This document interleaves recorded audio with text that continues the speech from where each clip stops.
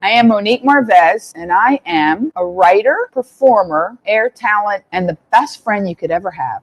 The first time I was on stage was on a picnic table in Crandon Park, and my grandmother used to pay me to sing Bang Bang by Sonny and Cher.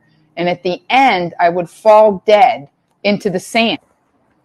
I had a challenging childhood. My father was manic depressive. He had shock treatment and a lot of mental illness. It's impossible to think a negative thought and laugh at the same time. Laughing short circuits the brain. So at a very young age, I realized that if I could make my father laugh, that sometimes I would short circuit the incoming gloom. And I developed, skills of quick-wittedness. And I knew that if I said something and just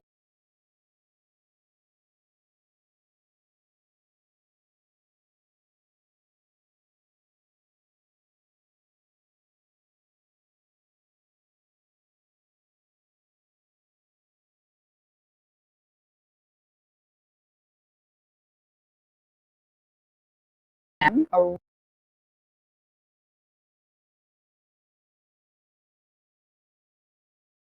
I am Monique Marvez, and I am a writer, performer, air talent, and the best friend you could ever have. The first time I was on stage was on a picnic table in Crandon Park, and my grandmother used to pay me to sing Bang Bang by Sonny and Cher. And at the end, I would fall dead into the sand. I had a challenging childhood. My father was manic depressive. He had shock treatment and a lot of mental illness. It's impossible to think a negative thought and laugh at the same time. Laughing short circuits the brain. So at a very young age, I realized that if I could make my father laugh, that sometimes I would short circuit the incoming gloom. And I developed, skills of quick-wittedness. And I knew that if I said something in just the right way, that I could short circuit. So that's how I learned the skill set of being quick-witted and funny. That's always my goal. It's never about being hilarious. It's about wrapping the truth in bacon so people will eat it. I am Monique Marvez. And I think the end of that, I say I'm a comedian, writer, and your virtual best friend, or something like that, or the best friend you could ever have. Whatever it was true. So hi guys, it's Wednesday and I'm in my apartment. Yay! I did my first long cruise. I did a week, what they call the Mexican Riviera. I went to Cabo San Lucas. I went to Mazatlan again. I had just been there. Like I've never been to Mazatlan. I've never been to Spain. I've never been to Mazatlan. And suddenly I was there for a festival. Comedy. I was there for jazz, and I like to say jazz and comedy, but I was the only comedian.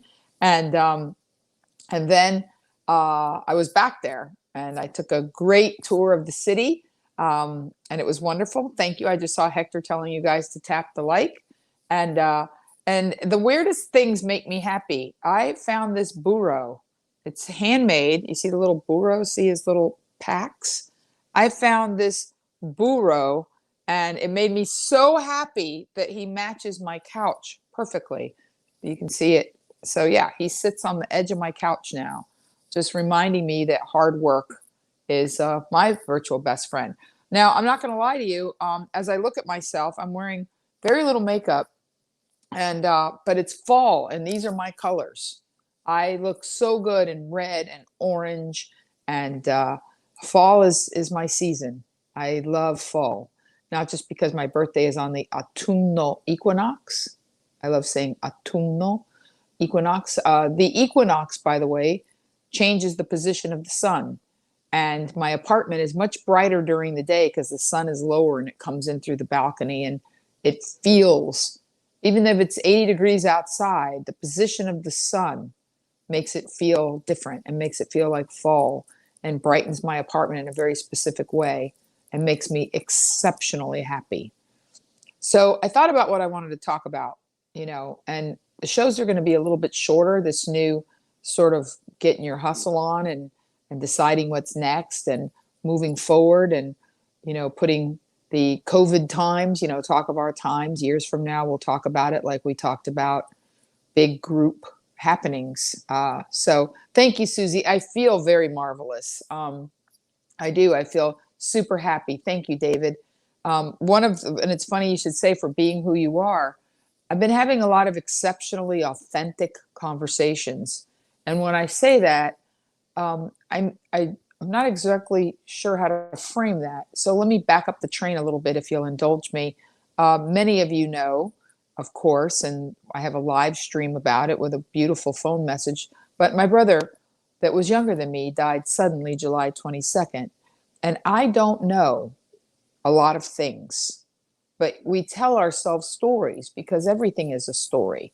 So I'm going to tell you a few stories today that are going to hopefully lead you to having different conversations and more authentic conversations within your own head and with other people. So, story number one is that my brother, you know how they say people see the light and they're going towards the light and then they decide, no, go back, you want to live, go against it and go back.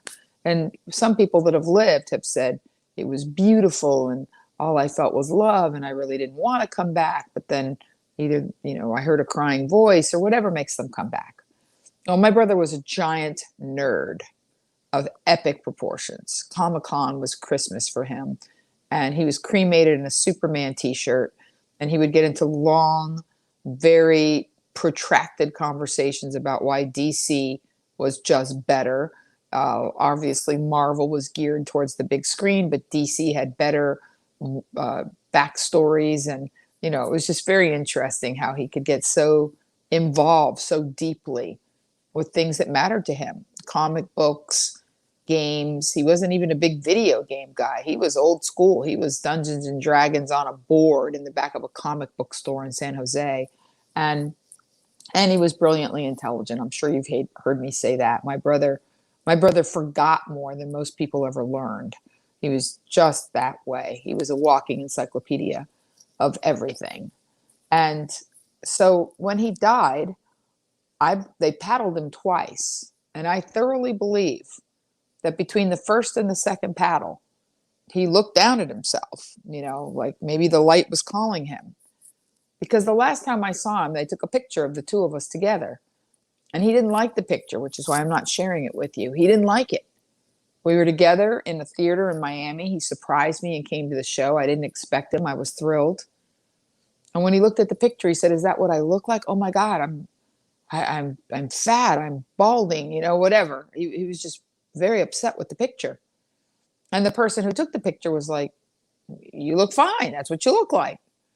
But I always say in my act, operate under the premise that women are crazy and complicated and men are simple and delusional and your life is wonderful. And I get that because of my dad. And the joke that I say on stage is my dad, 84-year-old Latino man with hairy nipples that wears a Speedo.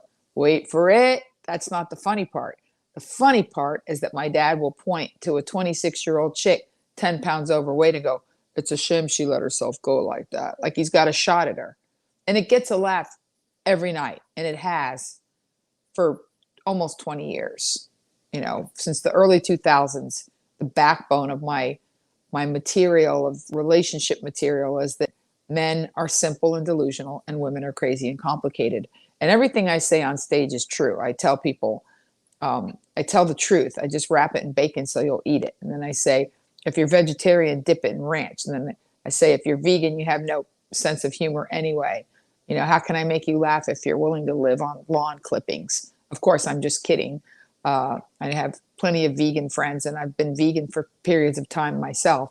Mostly I'm a pescatarian, and I have a joke about that, where I tell my mother, "Mommy, I'm a pescatarian." And she's like, "Mija, ¿qué pasó? You were raised Catholic." So it's kind of there you have the material, because everything in my act comes from a real thing. But the beauty of it is that my brother JC had inherited my father's delusion. So unless he was faced with cold, hard facts, he still had it going on. He was still a wild and crazy guy, or a chick magnet, or whatever he thought he was. And he might have thought he was, yeah. But he was what he was, and he was beautiful in his way. But he was not a traditionally handsome guy. Let's put it that way. And I loved him dearly. And he was the best of my father. He had that delusion. It was second generation. And I believe that he hovered over his body. He took a good look at himself and he said, I lived as a young, playful, lighthearted man. That's how I want to die. I'm not going to fight the light. I'm not going to go back into my body. I don't want to be an overweight Latino man with a receding hairline parsing over my heart pills. That just doesn't seem the way I want to live. I believe that happened. I believe that happened. I believe that he decided. I believe that he's resting in peace. I believe he's in a better place. I believe that the only sorrow is that I won't get to see him. But that's the only sorrow.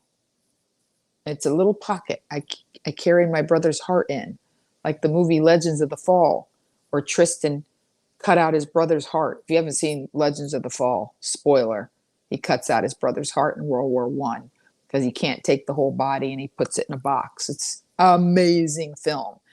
The way that it was marketed, it looked like it was a chick film, and it is not a chick film. In fact, if you want like a mensch, like a manly movie, it's a young, top of his game, Brad Pitt, Legends of the Fall. Anthony Hopkins is in it, Aidan Quinn. It's fantastic. But I get it, I digress. I go sideways and back. But my brother's heart is in, excuse me, something just tickled my nose. My brother's heart is in a special little pocket of sorrow. But other than that, oddly enough, I've been incredibly joyful because I feel that when he died, he left me what he had left of longevity, vitality. I feel smarter. I feel like he bequeathed me his intellect and said, you're pretty smart, sis. Let's take it next level. Let's make you smarter. I feel smarter. I feel like I absorb information better. I have good things happening. A lot of good things in my career. My Showtime special, Women of a Certain Age, as opposed to Children of a Lesser God, great Marlee Matlin, William Hurt film. But let's just let that go. She won the Oscar for it. But Women of a Certain Age is going to air the night before Thanksgiving on Showtime. They're premiering it on a big night, and they're putting a big push into it. So there you have it. My next Showtime special is going to air. That's going to do a lot of great things for me, just like Snoop Dogg did, and just like Latin Divas did. And as if that were not enough to be excited about, then I landed what they call a dry bar special. Some of you are familiar with dry bar comedy. They call it dry bar because it's a faith-based production company, and there's no alcohol. You're not really filming at a comedy club anyway, but it's to let you know this is not like a regular comedy club. This is clean comedy, family-friendly comedy. The videos very frequently go viral and have millions and millions of views. And you get paid residuals on that. So it's a huge opportunity to be in another community that wouldn't necessarily find me in all the places that you beautiful, wonderful people have found me. So another story I tell myself is that my brother died and went to heaven and became my agent, because I've never been busier. I've never been happier. I've never been doing more fulfilling work. I feel like life is a game you play. I like to say God, but if you're uncomfortable with that, say universe or add an extra O. I've never met anybody who has an issue with the word good. So, life is somewhat of a game. And I spent 31 years since open mic to today, sort of perfecting my knowledge of the game and my ability to execute the game, and my understanding that although cash is king, it is not everything, and that currency and energy and intention are really the mission. That's why they say, what is the currency of the country? And last week when I was on the cruise ship, I talked about on stage, I closed by saying that there's a book called The Science of Getting Rich. It was written by Wallace Wattles. He wrote it in 1910 and he died in 1911. So it was a real mic drop. And the book talks about alignment and being in alignment and being in the right place at the right time. And producer Stanton is a huge fan of Elon Musk. I think he's got a bromance going with him, a man crush on Elon Musk, which is totally fine. He's giving me the thumbs up. But one of the reasons that Elon Musk has become phenomenally wealthy and getting richer by the second. I read a whole article about this, which was a very interesting intersection of commerce and metaphysics, or faith, if you want to call it, saying that Elon Musk is in the zeitgeist of what people want. He is in alignment with what people want. He wants, we have PayPal. Well, that's ease of pay. He was allowing people to pay their car payments with Bitcoin. He got in alignment with the whole idea of, greener energy and electric cars. And because he is in alignment with where we're going versus being stuck in where we've been and saying, now his new thing is tiny houses and less footprint. He is in alignment with the zeitgeist, with what people want. And as we develop our sort of hustles, whatever we're going to do for a life, you may be doing something for a living that you don't love, but that doesn't mean that you can't start doing something for a life that may lead to earning money and becoming the thing you do for a living. I'm incredibly blessed that what I've done for a living has afforded me an amazing and remarkable life and taught me the rules of the game of life at a very elevated and delightful level of playfulness. How can I not be at a level of playfulness when my job, if you call it that, is making people laugh, is being a jester? The only thing I'm missing is curly-toed shoes. That's it. I'm a jester. My life is, hey, lighten up. Let's have fun. That's the best job in the world. It's even better than being a cheerleader. And I don't have to wear a short skirt or get on anybody's shoulders. I just get to make people feel better and look at the world from a different place. I wake up every day. I never get over it, that this was the blessing, that this is the skill set, that this was what divinity decided was Monique's destiny. I've never gotten over it. Every day I'm happy and grateful, if nothing else, for that. But here's the interesting part, guys. I never took that, which I was already so grateful for, and said, well, why aren't I rich? Why aren't I famous? Why don't I make more money? Why aren't I this comic or that comic? Or why aren't I playing that venue? I don't. And yet, as I become truer to myself and I'm more in alignment with, if you want to call it, my brand, which is, positivity and not trying to dig into anything or be cruel or gratuitously sexual or mean-spirited, it would appear that my brand of comedy is very much in demand on the other side of the Rona. I'm getting a lot of amazing bookings. I am in alignment. Based on what I see happens to other people that are in alignment, that is exciting. So let's talk about you for a minute. Let's talk about where your head is at. Let's talk about if you're looking forward to see what you're good at and where that might fit, or if you're stuck. There's a lot of people that are very stuck right now. They don't know how to act. I say it all the time. It bears repeating. I say it on the 3:30. I might have even said it on last week's live stream. We don't know whether to shake hands, whether to hug, whether to fist pump or elbow wave, or, what, hey, how you doing? What are we doing? Well, I'm going to tell you what I'm doing. I decided to keep the best of what was. I still hug. I still kiss people on the cheek, hello and goodbye, if they're of that value to me. And I most certainly lay on the praise and the positivity. I tell people I love them much more than I used to, and I did it a lot before. But now I do it all the time, because you never know when it's going to be the last time you get to say it to them. You don't want to sit on a regret. You want to know whatever happens. So I'm asking you, because we talked about this being more interactive, to think about and maybe post, we'll talk about it now or next week. Going forward, what do you think will light you up? What do you think will make you happy? And by light you up, I mean, I'm excited about performing again. It's lighting me up.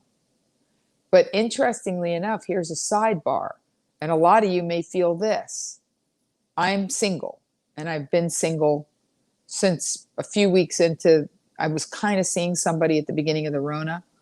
And I just, kind of I let the Rona take it like the tide. There you go. It's wonderful. And we're still friends, but it's like the tide, you're gone with the Rona. And, I do a bit in my act where I say that this is part of the new material that, I've had a year and a half or more to get a master's in Monique.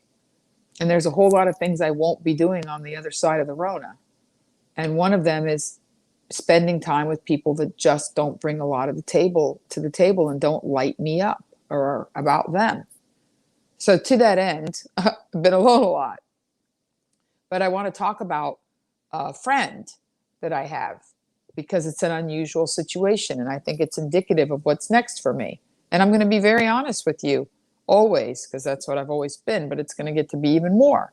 So in 1996, going into 97, I knew someone named Tom Rhodes. He's a comedian. And I knew him because a person that I was working with for an idea for a television show was working with him. And the person that was our mutual friend was a guy named Eric Cohen, and he had worked on the show Welcome Back, Kotter. He had written comedy for The Tonight Show. In fact, I think he was the youngest writer for The Tonight Show at that time with Johnny Carson. And then he went on to write Welcome Back, Kotter because he was friends with Gabe Kaplan and had written material for Gabe Kaplan. So he's very familiar with writing comedy for big people like Johnny Carson and for putting words in other people's mouth and writing in their voice. And he had done it for Gabe Kaplan, and he wrote an episode of Welcome Back, Kotter called Brother Vinny, where John Travolta, who played Vinny Barbarino, had to eulogize his grandmother. And I mean, this is so interesting to me, but I love old Hollywood and movies and backstories. And evidently, Brother Vinny was the episode that Robert Stigwood, who produced Saturday Night Fever, saw a glimpse of what Travolta could do and cast him to be Tony Manero in Saturday Night Fever. I'm pretty sure that was the character's name, Manero. And so Saturday Night Fever was a game-changing, epic movie. It was about dance. It was about New York. It was about staying alive. It was about the desperation of the city at that time and how people were desperate. These were hard times, the 70s. We were coming off the tail end. We were coming off of Vietnam, and we were in a terrible recession, and there had been gas rationing, and the economy was terrible, and inflation was super high, and unemployment was high. Is any of this ringing any bells?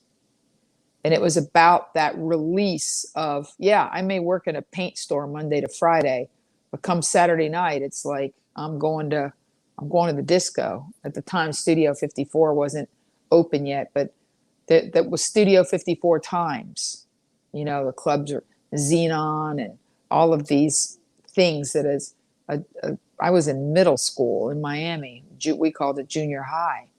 And I remember even when I was in 10th grade, when Saturday Night Fever came out, thinking, I can't wait till I'm old enough to sneak into a disco.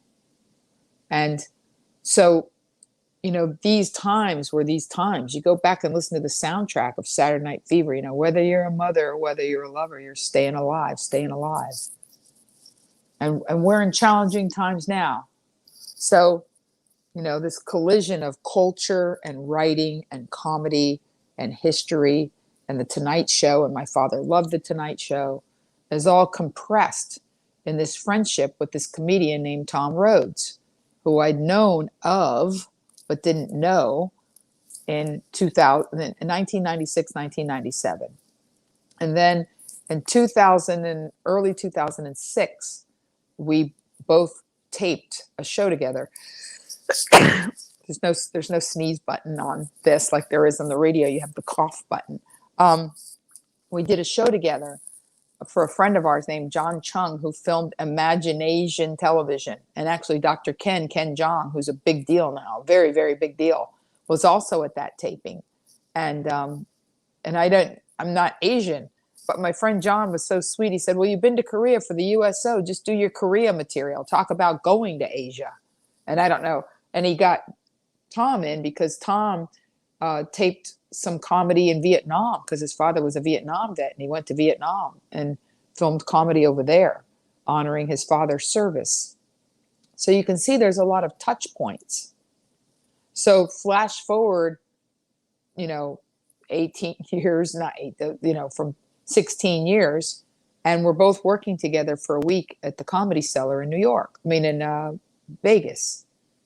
And we become friends. We're together for a week. We do 14 shows. We hang out with some other comics. We have a really good time. But here's the funny part that I'm sharing with you, boys and girls. At this stage in my life, I'm more interested, and for the record, Tom has a lady friend, and I don't know their status, but he has a lady friend.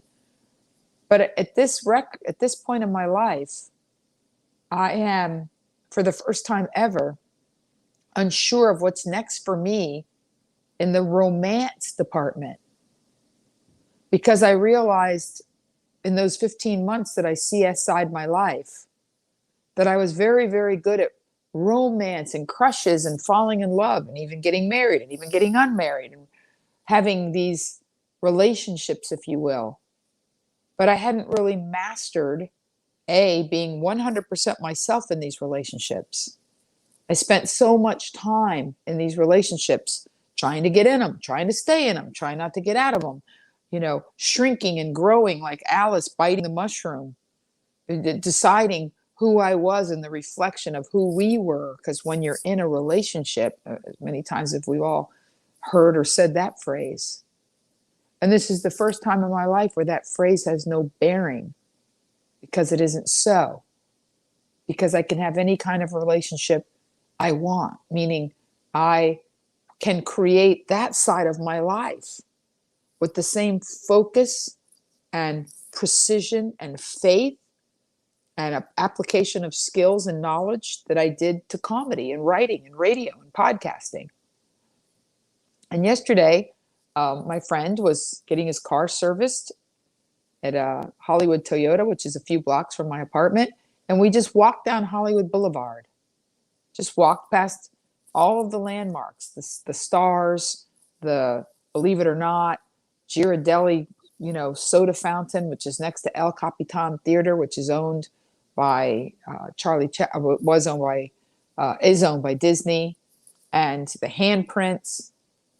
And we walked by the hotel I stayed in the first time I came to LA in 1981, and the Snow White Cafe, which is still there, which is allowed to have Snow White and the Seven Dwarfs because they were in public dominion before Disney made the movie. And the cafe's been there since 1949. And the first time I came to LA in July of 1981, I ate at Snow White's Cafe on Hollywood Boulevard, very close to Highland. And I had a shepherd's pie when I still ate meat. And shepherd's pie, like nobody even eats shepherd's pie, but that was 40 years ago. And by the way, shepherd's pie is ground beef and peas, and the bottom is kind of a crust like a pie, and the top is a layer of mashed potatoes. And it's literally like a hearty pie of meat and potatoes in a crust. It's kind of heaven on earth. I've eaten a vegan shepherd's pie made with fake ground beef, quite good. But it wasn't the shepherd's pie I had at Snow White's Cafe in 1981. And on my walk with Tom, we talked about Hollywood, and we talked about movies, and we talked about music, and we talked about, you like that? Oh my goodness, I can't believe it. Nobody likes that. I like that. And we had the most amazing conversation. And I felt an intimacy that I'd never felt outside of the realm of romance or sex, which are out of the question. And by the way, don't interest me. I felt a level of connection. I felt a touch point. And we were having this amazing conversation. And as we walk down the street talking about opportunity and what's next, and it's sort of anything can happen now. There's a glitch in the matrix, but that's when things happen during chaos. I mean, even Warren Buffett, if you don't believe me, in a business time, he says to be bold when people are frightened and pulling back, and to pull back when people are being, I'm paraphrasing Warren Buffett, but his business acumen, his sense of things is that now when there's a lot going on and people are afraid and battening down the hatches is when to be bold and move forward and make decisions. I think Warren Buffett's done okay with himself, for himself. So this is the kicker. As I, and I have the picture, as I walk down Hollywood Boulevard with Tom on my way home, I had the most amazing thing happen in that a woman who was, there's the number. So this woman that was walking down the street in a colorful long muumuu and some sort of big clogs and looked kind of like a hippie and had a colorful mask on, she said to me, with the mask on her mouth, I couldn't hear her. And because I'm used to people on Hollywood Boulevard asking random questions to try and talk you into something or panhandling or doing something, I said, thank you, no, politely, as clearly as I could through my mask, and kept walking. And a little girl with crazy green hair chased me down and tapped me, little glasses, very cute girl, reminded me of my niece Margot. She said, my mother is a huge fan of yours. And I said, what? She said, my mother's a huge fan of yours. And I turned around and I went back to the woman and I said, excuse me, you're a fan of mine? Do you know me? She said, are you Monique Marvez? And she said, that I heard through the mask. I said, well, yes, I am. And I pulled my mask off so she could see my face. And, I said, I am. You're a fan? And the woman, name of Alma, could not have been more ebullient, could not have been more forthcoming with praise, could not have been kinder. I listened to you. I listened to everything. And my jokes, like this one's a little off color, but it made us both laugh. And that I talk about how when you date young men, they're all manscaped, and that I don't like the way that looks down there, like a little baby bird, like, ee, ee, ee. I say when a man drops trouser, it should look like a buzzard hanging out of his nest on a cliff wall. And she was making the joke about the buzzard, and people like that one a lot. It's pretty adult, but it's pretty funny. And we joked, and I started to cry because her praise was so lovely. And she looked over at my friend Tom, and she's like, who are you? I'm like, that's my friend. She's like, you better be good to her and nice. I'm like, he's lovely. He's fine. He's my friend. And I had a moment. I had a moment with this woman, a real moment. It was profound. And her daughter was filming us, and taking pictures. And my friend Tom took a few pictures. And as we walked away, I told him, my best conversations with God happen with other people. The fact that she knew my work and praised it and told me that it had meant something to her. See, that goes all the way back to what I said earlier. And I told her daughter, who was young and bright, both of her daughters were beautiful. I said, there's a book called The Science of Getting Rich by Wallace Wattles. And it was written in 1910, and he died in 1911. So it's a real mic drop. And it's interesting because I read this book a while back. There it is. Wow, I'd never seen what he looked like. Whew. But I also mentioned it on the cruise, on the last cruise I did to Mexico. And a young girl that works in the entertainment department right under the cruise director, she read it immediately after I mentioned it. She started reading it on her Kindle, and she was like, oh my goodness, that book is changing my life. I can't believe it. Thank you so much for recommending it. But I walked away with Tom, and I said, Tom, what just happened? Because he was blown away. He's like, boy, I'm so glad I got to witness that. And I'll show you the picture. And I look terrible in the picture because I'm crying, and I don't cry pretty.